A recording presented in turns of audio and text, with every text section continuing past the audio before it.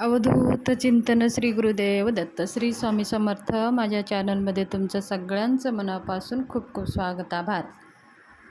चला तर मग आज आपला विषय आहे, आपल्या जीवनामध्ये समस्या खूप आहेत, काही प्रश्न सुटत नसतील, तुम्ही स्वामी सेवा करत असाल तरीही तुमचे प्रश्न सुटत नसतील, तर आपल्या मनातल्या ज्या समस्या आहेत स्वामी महाराजाला कसे विचारावे, स्वामी महाराजांना त्या आपल्या मनातल्या समस्या कसे सांगावे आणि सांगण्याची योग्य पद्धत आज मी तुम्हाला सांगणार आहे.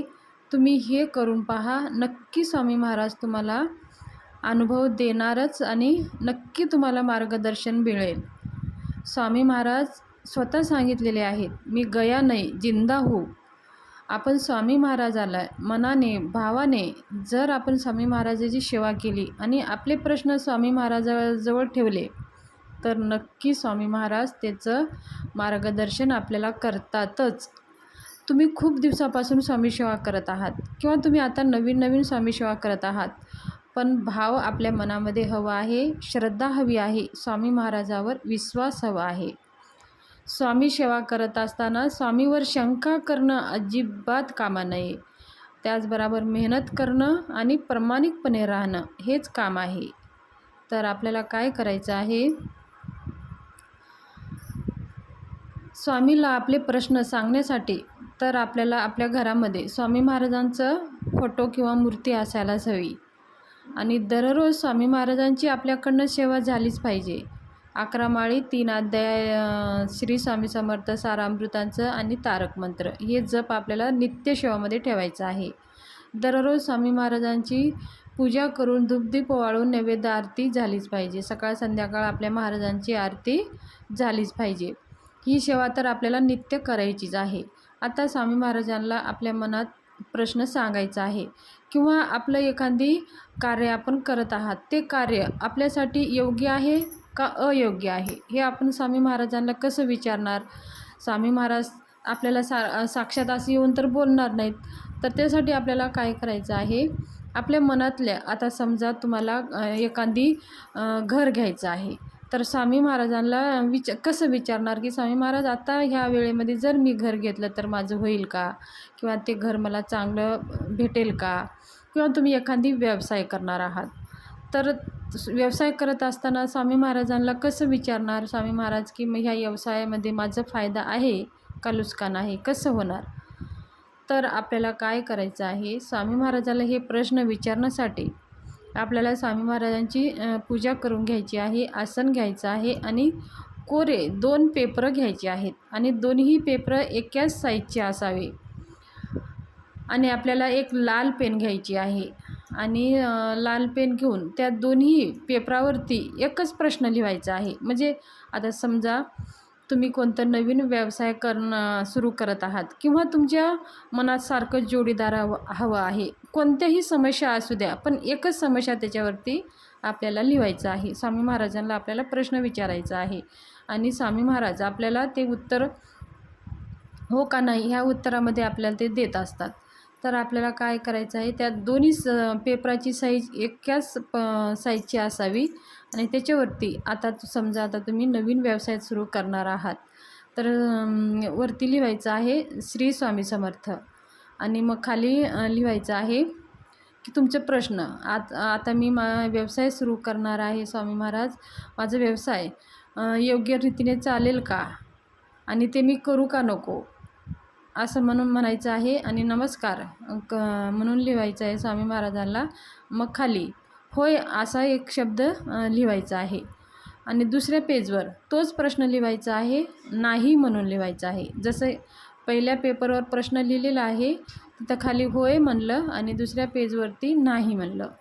अशा दोन्ही पेजवर दोन्ही प्रश्न लिहून एका पेपरावरती होय एका पेपरावरती नाही असे लिहून ठेवायचं आहे आणि ते स्वामी महाराजांच्या चरणी आपल्या हातात घ्यायचं आहे. आपली इच्छा कसं करू स्वामी महाराज, माझं हे कार्य कसं करू तुम्ही मला सांगा आणि मला कळत नाही, माझं ह्या दिशेनं जाणं योग्य आहे का अयोग्य आहे ते तुम्ही मला मार्गदर्शन करा, असं म्हणून ते पेपर स्वामी महाराजांच्या चरणी ठेवायचं आहे. एक धूपदीप ओवाळून घ्यायचा आहे, दिवा ओवाळून घ्यायची आहे, आरती लावून करून घ्यायची आहे आणि मग खाली बसायचं आहे. श्री स्वामी समर्थ ह्या मंत्राचं जप आपल्याला 11 माळी करायचं आहे.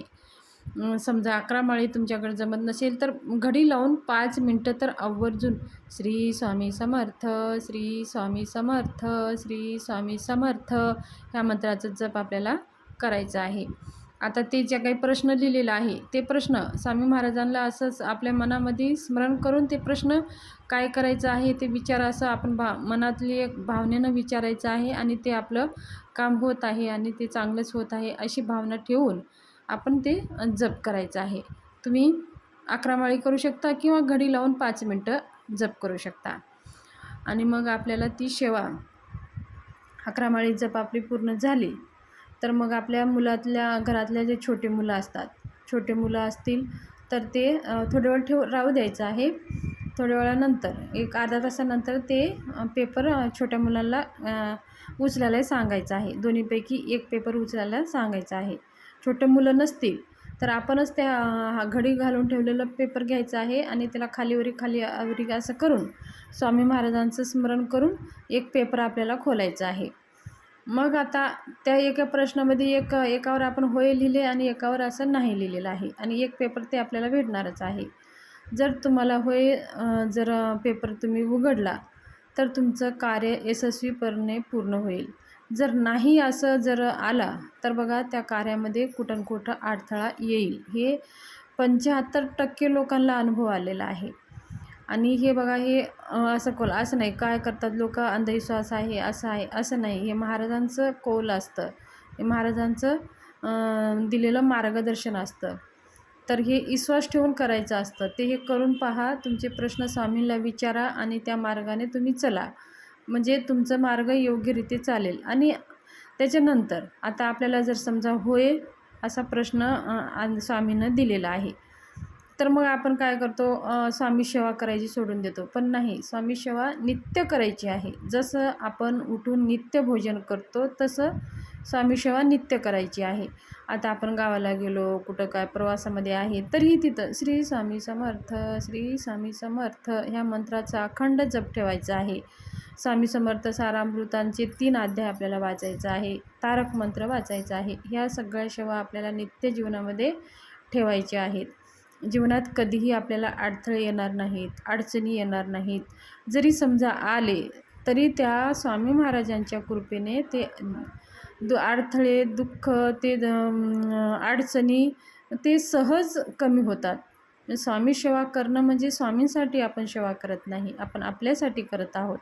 स्वामी महाराज हे ब्रह्मांड नायक आहेत, त्यांना काही गरज नाही, फक्त आपल्याला गरज आहे. स्वामींची सेवा करण्यासाठी आपल्याला गरज आहे. स्वामीच्या चरणामध्ये जाण्याचं भाग हे आपलं भाग आहे. आपल्याला त्यांचं रक्षा कवच हवं आहे. आपण आपल्या दुःखासाठी, आपल्या संकटासाठी, आपल्या अडचणीसाठी, आपल्या समस्यांसाठी आपण स्वामी महाराजाकडे जात आहोत. तर सेवा आपल्याला करायची आहे. तर मनाभावाने श्रद्धेने आपल्याला स्वामी सेवा करायची आहे. त्याचबरोबर सेवा करताना आपल्याला हे लक्षात ठेवायचं आहे की अडथळे येतात, आपल्याला संकटे येतात किंवा स्वामी सेवा करण्यासाठी आपलं मन लागत नाही किंवा स्वामी सेवा करत आहात तर कोणी आपल्याला घरामध्ये टोकणारे असतात. ह्या सगळ्या गोष्टी जर आपल्याला घडत असेल तर हे समजा की स्वामी महाराज तुमची परीक्षा घेतात आहे. ह्या सगळ्या गोष्टी घडत असेल तर तुम्हाला ह्या सगळ्या गोष्टी पार करून स्वामी सेवा करायची आहे. चांगल्या कर्म करण्यासाठी आपल्या घरातलेच आपलेच लोक आपल्याला रोखतात, आपल्याला टोकतात, आपल्याला सेवा करू देत नाहीत. हे सगळी काही हे भगवंताची कृपा असते, भगवंताची ही बुद्धी असते. आणि तो जो निस्वार्थपणे, आवडीने, भावाने जो सेवा करतो त्यांच्या जीवनामध्ये तर हे अडथळे घडतात.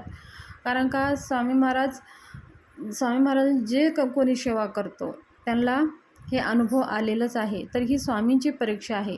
तर आपल्याला काय करायचे, ह्या अडथळ्यात दूर करून काही कोणावर लक्ष न देता आपल्याला स्वामी सेवा करायची आहे. कोण आपल्या मनातल्या भावाला कोणी धरून ठेवले का, मधली आपली श्रद्धा आहे त्याला कोणी बांधून ठेवले का, ठीक आहे, की आपल्याला कोणी मंदिरात जाऊ देत नाही, आपल्या देवासमोर बसू देत नाही.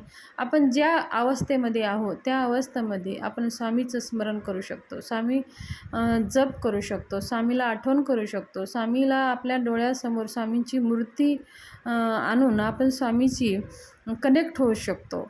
तर ह्या सगळ्या गोष्टी आपल्याला घडतात. तर स्वामी सेवा करत असताना ह्या गोष्टी तरी आपल्याला ते पार करून स्वामी सेवा करायची आहे. जर आपण अशी जिद्दीने स्वामी सेवा केली तर आपल्याला तेच लोक आपल्याला स्वामी सेवा करण्यासाठी मदत करतील, तेच लोक आपल्याला सपोर्ट करतील.